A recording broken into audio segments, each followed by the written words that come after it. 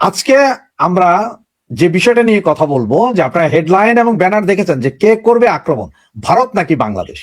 এটা নিয়ে সকলের টেনশন না হলো সম্ভবত আমাদের পাম্পাস স্বরাষ্ট্রমন্ত্রী, ওনার একটু টেনশনই আছে। যার কারণে উনি বলেছেন যে প্রচুর পরিমাণ বিজিবি বর্ডারে আছে, 8 কিলোমিটারের ভেতরে যেহেতু সেনা যেতে পারে না, এরপরও ওনারা সেনা পাঠাচ্ছেন। তো 2-1 দিনের ভেতরে নাকি এখনই অলরেডি সেনা চলে গেছে, সেটা আমরা জানি না।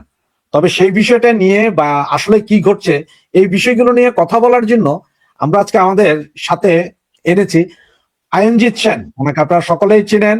উনি জিওপলিটিক্স এক্সপার্ট এবং বাংলাদেশ নিয়ে উনি কাজ করেন এবং সম্ভবত উনি বাংলাদেশেও ঘুরে গিয়েছেন। তো চলুন ওনার কাছে যাই, আমরা ওনার কাছ থেকেই শুনি। নমস্কার দাদা, কেমন আছেন? নমস্কার, ভালো আছি। ভালো আছেন তো? জি জি জি।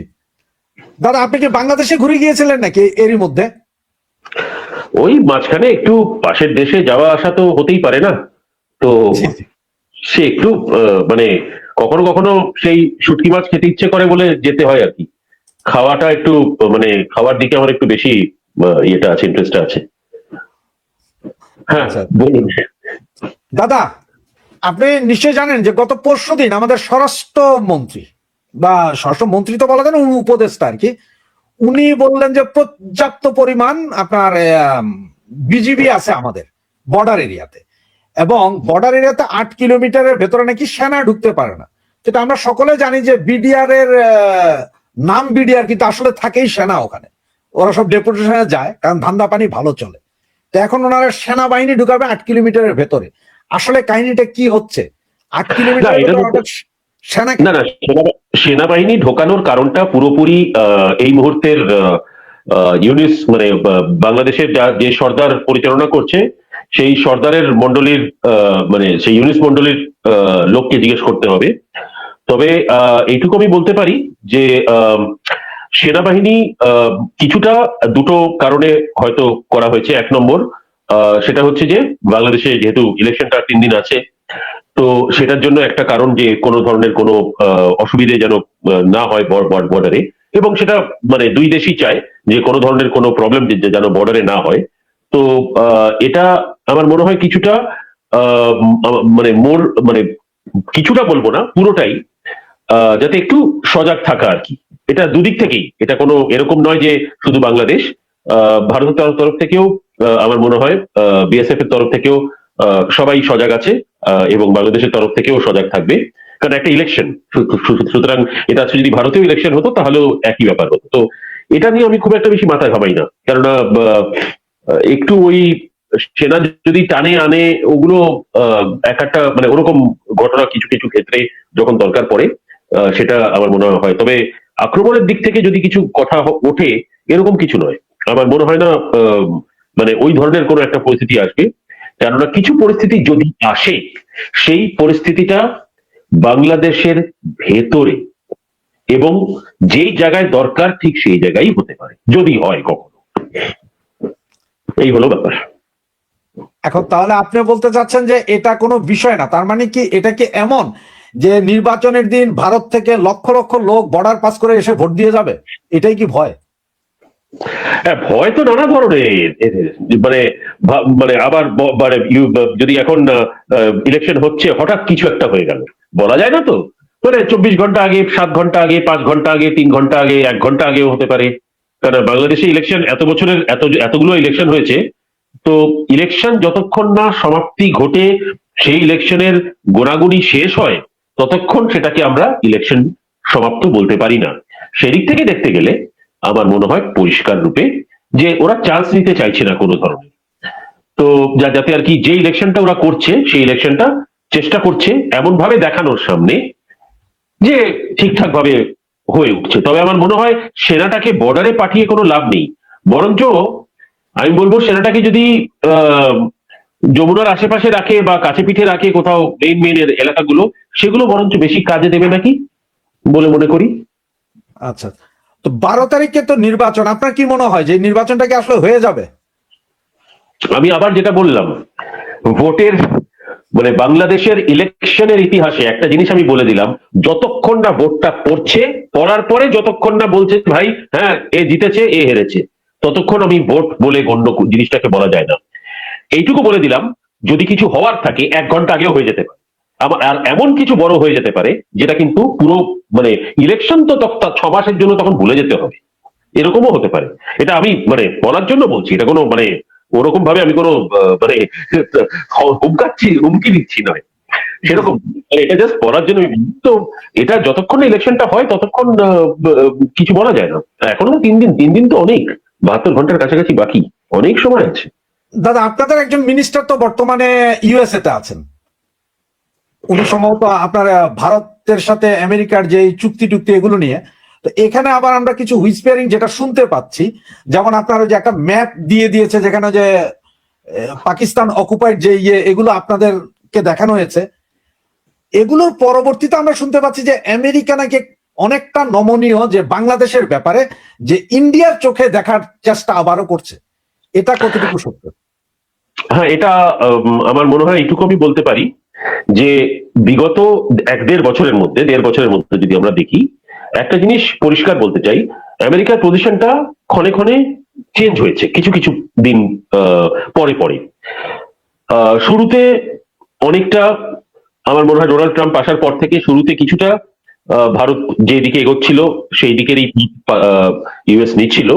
তারপরে আবার মাঝখানে এগুলো জানেনই আপনারা, কিছু ঘটনার জন্য সেটা আবার একটু বিচ্ছিন্ন হয়ে যায়। আবার বিগত কয়েকদিনের মধ্যে ট্রেড চুক্তিটার জন্য আমার মনে হয় আবার সকলে দুটি দেশই খুব কাছাকাছি চলে আসে। এবং আমার মনে হয় এখন যে দুটি দেশের মানে সম্পর্ক চলছে সেই সম্পর্কটা কিন্তু খুব কাছের, এবং এই সম্পর্কটা থাকবে। সুতরাং আপনি যেটা বললেন যে ইউএস মোটামুটি ভারত ভারতের পক্ষে, ইন দ্য সেন্স ভারত যেটা বলছে সেই দিকেরই একটা পক্ষ নিতে চাইছে, আমিও সেটা মনে করি। এবং সেটা ইন আ ওয়ে খুব ভালো, কারণ এটা হওয়া দরকার। কেননা একটা জিনিস মানতে হবে, আমি কোনো বাংলাদেশের কোনো পার্টিকে এটার মধ্যে আমি আনছি না। আমার প্রবলেমটা বাংলাদেশের কোনো পলিটিক্যাল পার্টি দিয়ে নয়, আমার প্রবলেমটা হচ্ছে বাংলাদেশের যেই লোকেরা এই মুহূর্তে যারা চালাচ্ছে, জবরদস্তি সরকার যারা চালায়, এটা ইউনিসকে আমি পরিষ্কার বলে দিলাম আপনার মারফত। ইতিহাসে ওর নাম একটা পিচাস হিসেবে নেওয়া হবে, কেন জানেন? বিকজ সে একটা রাষ্ট্র চালাচ্ছে, তার ইলেকশন হয়নি, সে বলবে কই আমাকে তো গদিতে বসিয়ে দিয়েছে। আমি একটা কথা বলতে চাই, গদিতে বসে এই ইউনিস চোরটা, আমি পরিষ্কার বললাম, এটা পারলে ওদের হাই কমিশনও বলে দেবেন, বাংলাদেশ হাই কমিশনে। ইউনিস একটা 1 নম্বরের খালি চোর নয়, ও যা কাজ করেছে না, আমি এখানে কোনো বাংলাদেশি পলিটিক্যাল পার্টির বিরুদ্ধে নই, আমি কোনো রাজনৈতিক পার্টির বিরুদ্ধে কথা কোনো আমি বলছি না এখানে। আমার কথা হচ্ছে পুরো দেশটা আজকে বাংলাদেশের অবস্থাটা যেই পরিস্থিতিতে এখন দাঁড়িয়েছে, যতই যে বলুক, এই ইউনিস আর তার গ্যাং এটার জন্যই। এবং এটার আনসার ইউনিসকে একদিন দিতে হবে, আর যেই দিন দিতে হবে না, পালাবারও জায়গা থাকবে না। আজকে আমার কথা মিলিয়ে নেবে, 1000% আমি গ্যারান্টি দিলাম এটা। বলেন। কিছুদিন আগেই দেখলাম যে ব্রিটিশ হাই কমিশনার বাংলাদেশ থেকে দিল্লিতে গিয়েছিলেন। দিল্লিতে অবশ্য আপনাদের সরকারি কোনো কর্মকর্তাদের সাথে দেখা হয়নি, বাকি এমনি অবসরপ্রাপ্ত কর্মকর্তাদের সাথে দেখা গেছে। তারা একটা মনোভাব যে জামাত ক্ষমতায় আসলো কোনো সমস্যা নেই ব্রিটেনের জন্য, তাহলে জামাত ক্ষমতায় আসলে কি আসলে ইন্ডিয়ার জন্য কোনো সমস্যা আছে, বা এই ব্রিটিশ হাই কমিশনার হঠাৎ যে দৌড়ঝাঁপ, এটাকে কি মনে করছেন আসলে? দেখো, এগুলো কিছুটা কূটনৈতিক স্তরে কথাবার্তা আছে। এখন জামাতের পার্টটা মিডিয়াতে চলে এসছে যে জামাতের সঙ্গে ব্রিটিশ হাই কমিশনের দেখা হয়েছে বা এরকম কিছু, এবং সেটার সূত্র ধরে ব্রিটিশ হাই কমিশনার ভারতে এসছে দেখা করতে। আমার মনে হয় এগুলো একটু, আমি যাকে বলি ইংলিশে রিডিং বিটুইন দ্য লাইনস। তো সেই দিক থেকে দেখতে গেলে আমার মনে হয় যতক্ষণ না পরিষ্কার করে বোঝা যাচ্ছে, আমার মনে হয় হাওয়ায় বলটা উড়িয়ে লাভ নেই। কেননা যেটাই হবে, মানে সেটা ব্রিটেনের পক্ষ থেকে হোক, কি আমেরিকার পক্ষ থেকে হোক, কি ভারতের পক্ষ থেকে হোক, যে যেদিকেই থাকবে সেটা কিন্তু তারা পরিষ্কার করে দেবে। যেরকম ভারতের পরিষ্কার আছে, ইউএস এরও মোটামুটি এখন পরিষ্কার হয়ে গেছে, পাকিস্তান তো নিজের ঘর পুরো পরিষ্কার করেই বসে আছে। সুতরাং বাকি দেশগুলো নিজের নিজের স্থানগুলোকে পরিষ্কার করে দেবে, মানে পরিষ্কার করে বলে দেবে ভাই আমি এর পক্ষে বা আমি এর পক্ষে নই, এরকম ব্যাপার।